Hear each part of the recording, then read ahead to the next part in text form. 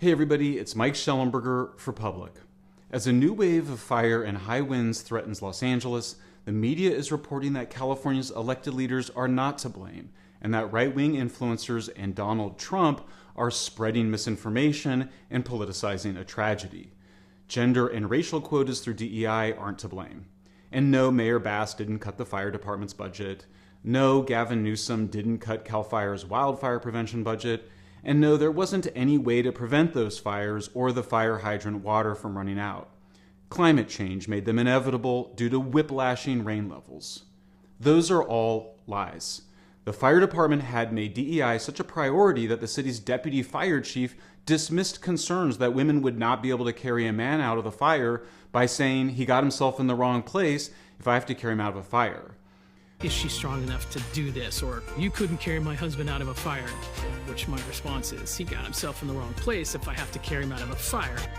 Newsom did indeed reduce CAL FIRE's wild prevention budget by $150 million in 2020.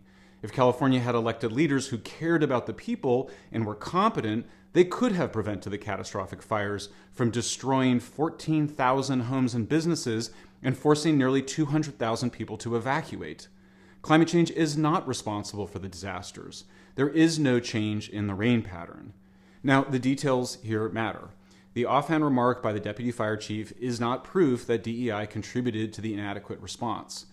The disaster is decades in the making. LA's leaders have known that the city was unprepared for catastrophic wildfires since the Bel Air fire of 1961, which occurred when Karen Bass was a child and Gavin Newsom wasn't even alive. LA's fire budget had actually increased by about $50 million compared to the last budget, according to Politico Time and the LA Times. And Newsom increased the wildfire prevention budget after 2020 and increased land treated for wildfires by 90,000 acres. But all of those facts are either wrong, misleading, or both. The attitude towards vulnerable men expressed by the deputy fire chief is deeply alarming and anathema to firefighter ethics. That the disaster was decades in the making makes the inaction by California's political leaders even more inexcusable. The city council in November approved $53 million to raise salaries, but that funding was completely irrelevant to the millions that Bass cut, which her own fire chief said last month had severely limited the department's capacity to prepare for, train for, and respond to large-scale emergencies, including wildfires. And while funding for wildfire prevention did increase recently, it obviously wasn't enough, and Newsom was caught overstating how much land was treated by 690%. In truth, the amount of irresponsibility and incompetence displayed by Newsom and Bass is so extreme that insiders are now coming forward and speaking out.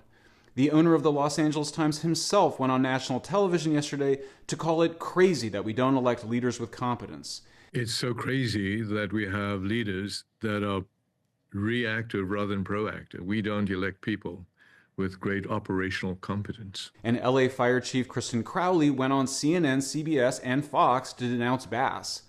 Let me be clear. The $17 million budget cut and the elimination of our civilian positions like our mechanics did and has and will continue to severely impact our ability to repair our apparatus. So with that, we have over 100 fire apparatus out of service. And having these apparatus in the proper amount of mechanics would have helped. We do not have enough firefighters. We need 62 more fire stations. These reports also show that we've had a 55% increase in overall call volume since 2010. And guess what? We're doing it with less firefighters. As I reported yesterday, over half of all fires that the LA Fire Department puts out are started by the homeless, who may well have started some of the fires ravaging LA. Gavin Newsom spent $24 billion of taxpayer money to increase homelessness by 40% since he took office. Karen Bass ran on the promise to force the homeless inside into shelters, but she hasn't done that. Every hour that passes, more information emerges of the corruption, incompetence, and failure.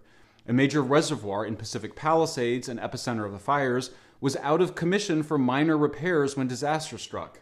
Had it been in operation, water pressure would have lasted longer during critical hours, and many homes likely would have been saved. Yesterday, a leaked Los Angeles government memo revealed that Bass had intended to cut an additional $49 million on top of the $17.5 million she already cut from the fire budget. I was also directed to develop a plan as part of a budget reduction exercise and that could equate to $48.8 million. And I rang the bell that these additional cuts could be very, very devastating for our ability to provide public safety. That would have resulted to 15 fire stations closing down and potentially the elimination of over 300 firefighters. The date of the memo is January 6th, which is 4 days after the National Weather Service warned of danger, 2 days after Bass flew to Ghana on a vanity junket, and 1 day before the start of the Palisades fire.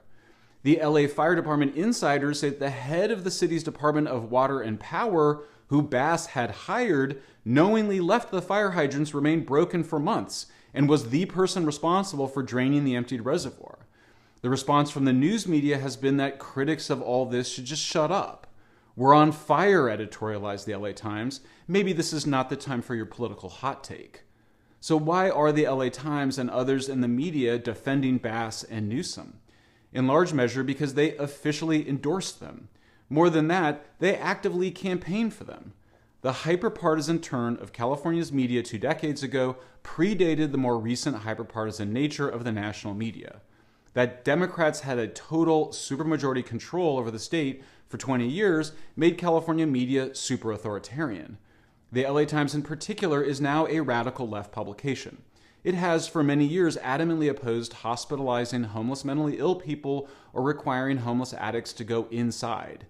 In 2020 and again in 2021, the LA Times editorial board called for defunding the police and diverting the funding to social services. For the LA Times, Gavin Newsom and Karen Bass, who visited Cuba at least 8 times, expressing her admiration for its socialist dictatorship, they're not left-wing enough. For the media and California's politicians, the real problem is we the people. We complain too much. Our taxes aren't high enough. We're causing too much climate change. We get too much in the way of police and firefighters. And most of all, we spend too much time listening to right-wing influencers who only spread misinformation. We need to sit down and shut up. Like LA's radical left fire chief, they believe deep down that if the people of Los Angeles have to be rescued from fires, then that's just proof that they got themselves in the wrong place. Thanks for listening.